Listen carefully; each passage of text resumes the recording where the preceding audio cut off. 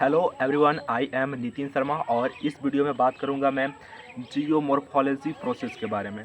So geomorphy is a scientific discipline concerned with description and classification of earth topographic feature. All geomorphic processes occur due to two types of forces. First, endogenic force internal and exogenic force external. So the study of distribution and movement of water both in and below the earth's surface as well as the impact of human activity on water availability and condition is known as hydrology. अब बात करते हैं endogenic process के बारे में। तो these are geological process that occurs due to endogenic forces. All relief feature on earth are subject to endogenic and exogenic forces. Okay, so Himalayas, they are continually increasing and endogenic force are significantly greater than exogenic force. Aravalli, they are continuously decreasing. Exogenic force are significantly greater than endogenic force. Okay, and endogenic force get their energy from within the earth. Recall convection current theory, जो कि कौन दिया था? Hall ने दिया था 1930 में। और effect of endogenic force, diatorphism, it is a process of deformation and movement of earth crust. These movements are responsible for shaping large scale landform over geological time period. Type of diaphorism: first, organic process, it is a process through which mountains are built. Second, aperogenic process, it involves upliftment or warping of large parts of earth's crust.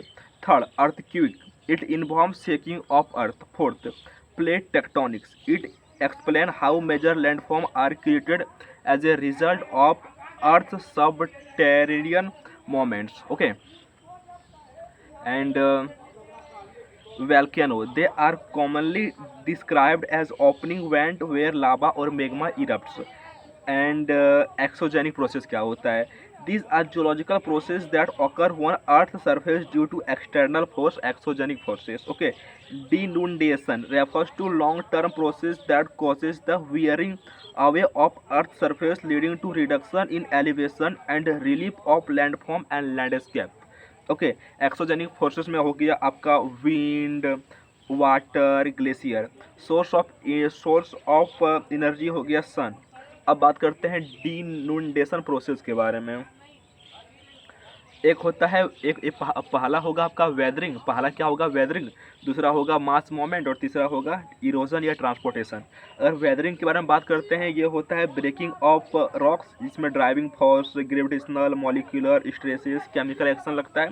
और mass moment में हो गया weathering is not a prerequisite but it at the mass moment. Okay, like gravitational force mass moment होता है। And erosion and transportation, material is moved away from its original places. Like इसको कहते हैं ex situ process, agent, wind, water, kinetic energy. अब हम weathering के बारे में बात करते हैं।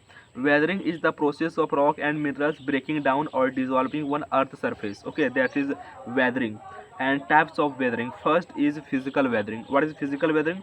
This involves the breakdown of rocks and soils through direct contact with atmospheric conditions such as heat, water, ice and pressure. Example: unloading and expansion, frost wedging and salt crystallization.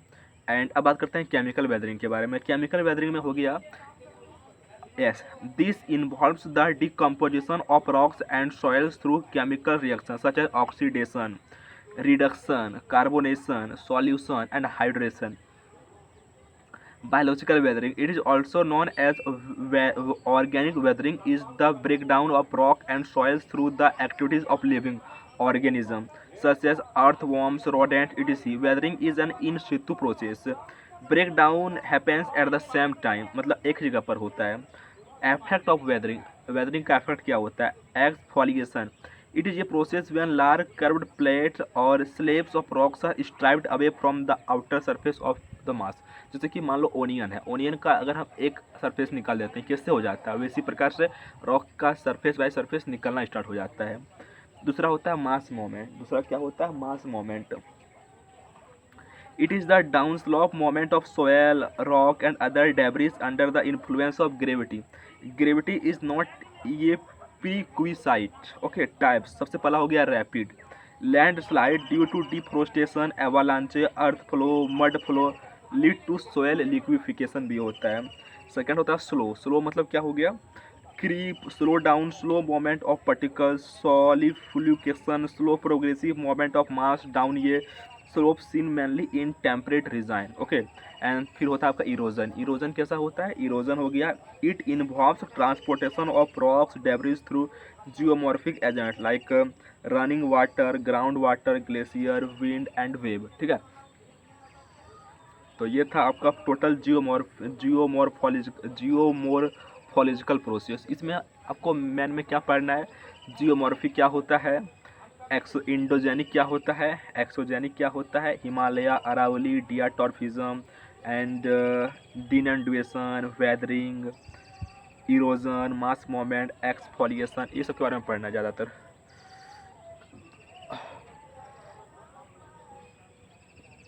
आशा करता हूँ आपको समझ में आया होगा।